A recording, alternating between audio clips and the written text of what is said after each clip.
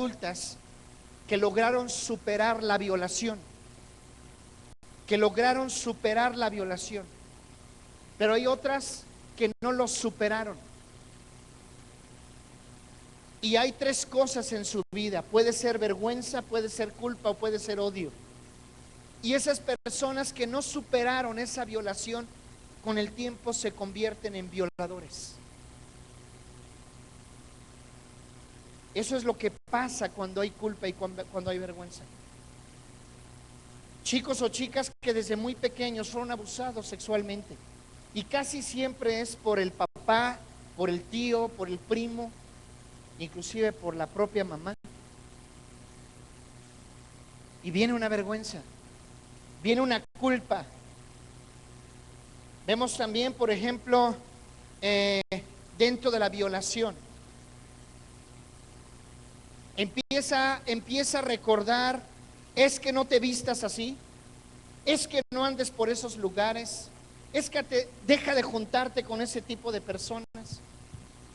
Pero la persona tal vez ni se vestía como pensaban que se podría vestir, ni andaba con personas equivocadas, ni en tiempos ni en lugares equivocados. Simplemente fue violado, violada.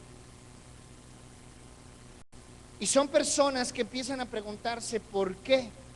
¿Por qué a mí? ¿Por qué a mí? Vemos nosotros, por ejemplo, me quiero saltar el de chismes, porque hablo de él, y entramos al divorcio. Vemos nosotros cómo es una situación traumática ya entre la pareja. Imagínate entre los hijos, porque los hijos nunca se les explica nada, nunca. La mamá le dice: mamá, ¿por qué? Los hijos le dicen a la mamá: ¿por qué te estás divorciando? No te preocupes, todo está bien. Pero es que ¿qué te hizo mi papá? ¿Qué hizo mi papá? No te preocupes, él es un buen hombre, él es un buen padre. Y entonces el niño se pregunta: entonces, ¿por qué se están separando? ¿Por qué? Y casi siempre, por la situación cultural de México, el papá no es tan caballeroso como la codependiente y prudente mujer mexicana.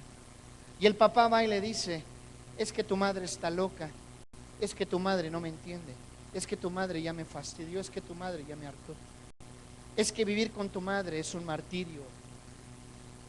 Y entonces empieza a haber una serie de situaciones, y luego los hijos se quedan con la mamá. El papá viene cada mes, y como suele suceder, el papá les da el dinero, los lleva al mejor restaurante, les compra juguetes. El papá no regaña, el papá no disciplina, el papá no le interesa nada de eso. Y entonces la villana es la mamá toda la semana, todo el mes. Y entonces llega la mamá y dice: ¿por qué a mí? ¿Qué hice mal? ¿En qué me equivoqué como mujer? Y empieza a vivir una culpa y una vergüenza. Una mujer que tiene vergüenza entrar al culto porque piensa que todo el mundo la está observando, porque trae un letrero que dice: como fue una mala madre, una mala esposa, ahora estoy pasando por una separación. Yo recuerdo que estábamos viendo el caso, nos llaman a una casa, a mi esposa y a mí, porque en ese momento se descubre un adulterio. Y la esposa fue el shock tan fuerte en ella, el impacto tan fuerte, que a mí me impresionó lo que hizo. Nos llama a su cuarto, vamos mi esposa y yo, y ¿saben qué preguntó ella? Se me queda viendo y me dice: pastor, soy una mujer fea. ¿Te das cuenta cómo entró la culpa? Inmediatamente tomó autoridad sobre todo lo que estaba pasando. Chicos o chicas que tomaron una mala decisión y que hubo estragos, hubo consecuencias, pero como dice Proverbios, el tamo, el polvo regresa otra vez a su lugar, pero siguen con esa culpa. No pueden relacionarse, no pueden ser personas que caminen en la libertad que Cristo da, precisamente por eso. Comentarios o chismes. Es impresionante ver cómo Santiago, el libro de Santiago, la Biblia dedica toda una carta para hablar acerca del poder de la boca, de las palabras, de la comunicación. Nosotros hoy por hoy como mundo, como planeta, estamos viviendo el control a través del cuarto poder que son los medios de comunicación. Y la lengua juega un papel muy importante en la identidad de un pueblo, de una nación. Los medios de comunicación establecen leyes acerca de cómo son las culturas y los países. Ahora es excelente, redúcelo y vete a una comunidad como esta, cristiana, en donde a una persona se le ocurrió decir que sorprendió a fulanita, a Patricia Gómez besándose con Paco Jiménez. Y lo comenta con su amiga, y su amiga lo comenta con la otra amiga, y con la otra amiga, y con la otra amiga. Y resulta que cuando llegan a los pastores, ya se comentó que estaban en la cama y que lo sorprendió fulanito. Y cuando vamos con el primero, dice, no, yo mencioné que me pareció ver a fulanita y a fulanito. Me pareció, pero nunca dije que los vi. Pero ¿qué sucede? Ya lastimamos a una persona. Y esa persona se siente, ¿qué? Avergonzada. Se siente culpable de algo que no es. Ahorita vamos a ver la diferencia entre la culpa verdadera y la culpa falsa. Millones de personas tienen una tremenda culpa por actitudes equivocadas. ¿Sí? Tomaste una actitud, no solo una decisión, sino has estado caminando con una actitud equivocada y te sientes avergonzado. Tu actitud destruyó años de relación. Tu actitud destruyó años de un concepto, de una idea, de una imagen que teníamos de ti. Y todo por una mala actitud.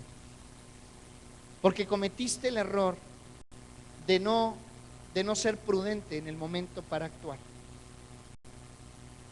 Y eso dañó, eso lastimó. Trataste, buscaste de restaurar, de reparar el daño, hablaste con quien tenías que hablar, pediste perdón, no sé, buscaste la restauración. Pero no te has perdonado tú. Tú no te has perdonado. Y entonces estás caminando en vergüenza y en culpa. Y tal vez lastimé a esta mujer, a Cristi, y fue una decisión o fue una actitud que verdaderamente no era planeada. Le pido perdón, ella me perdona, pero no me vuelvo a acercar a ella. O ella no vuelve a permitir que yo me acerque a ella. Y entonces, ¿por qué? Porque en medio de nosotros hay culpa y hay vergüenza. Vemos que millones de personas sufren culpa por pensamientos incorrectos. Nadie lo sabe. Nadie lo sabe. Pero en ese momento ese hombre está pensando tener relaciones sexuales con la chica que está cantando. Y se siente culpable por sus pensamientos. O un chico que está pasando por una situación de guerra en cuanto al homosexualismo. Ve a alguno de los chicos cantar o alguna persona que públicamente es muy notoria y empieza a imaginarse. Y no solamente tiene que ver con lo sexual, sino tiene que ver con la envidia, tiene que ver con los celos, tiene que ver con todos esos pensamientos incorrectos. Y la persona dice, no, es que estoy pensando mal, no debo de pensar eso. Y está una lucha ahí todo el tiempo porque siempre está pensando. Y en esos pensamientos hay pensamientos de venganza, de envidia, de queja, de crítica, todo el tiempo. Platicaba yo con un joven el sábado pasado y le decía, tú te tienes que reconciliar con alguien o con algo. Tu historia, en tu pasado, algo sucedió. Tienes que meterte con el Espíritu Santo y decirle, Espíritu Santo, llévame a ese momento. Tú te tienes que reconciliar con tu historia. Tú te tienes que reconciliar con alguna persona o algunas personas que te hicieron mucho daño. Porque siempre que hacemos un comentario, una pregunta, siempre hay una crítica. Siempre. Si tienes que ver una película, le ves los hilitos a la película. Criticas la fotografía. fotografía, criticas la imagen. Si es un libro, criticas esto, criticas aquello. Si alguien dice algo, haces una crítica. Y curiosamente no es una crítica negativa.